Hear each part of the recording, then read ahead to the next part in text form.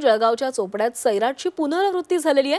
प्रेमविवाह केल्याचा राग मनात ठेवून बापानं मुलगी आणि जावयावर गोळीबार केल्याची घटना घडली आहे। या घटनेमध्ये मुलीला जागीच मृत्यू झालेला आहे।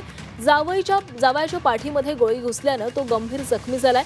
किरण मंगले असं गोळीबार करणाऱ्या बापाचं नाव असून तो सीआरपीएफचा सेवानिवृत्त अधिकारी असल्याची माहिती मिळाली आहे। संतप्त वराडींनी गोळीबार करणाऱ्या किरण मंगले याला चांगला चोप दिला असून त्यात सुद्धा तो गंभीर जखमी झालाय।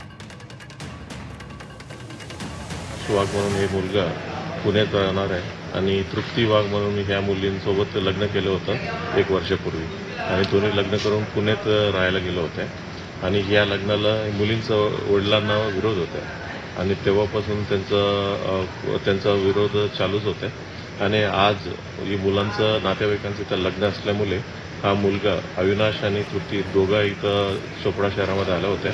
याविषयीचं माहिती या मुलींचं वडील किरण मंगलेला माहिती पडले होते आणि इथं शिरूरला राहणार असल्यामुळे शिरूरचा आणि चोपडाचा साधारणपणे अर्धा-पाऊण तासाचा रस्ता आहे। तो इथं आले आणि डायरेक्टली त्या मुलांवरती आणि मुलींवरती फायर केलेलं होतं आणि फायर केले की ते मुली स्पॉटवरच डेथ झालं, मुलांना जखमी झालेला आहे आणि जे आरोपी आहेत किरण मंगले त्यालाही देखील म्हणजे ते पब्लिकने पकडून मारहाण केलं होतं आणि किरण मंगले हा रिटायर्ड PSI म्हणून माहिती पडत आहेत, CRPF मधून रिटायर झालेला आहे।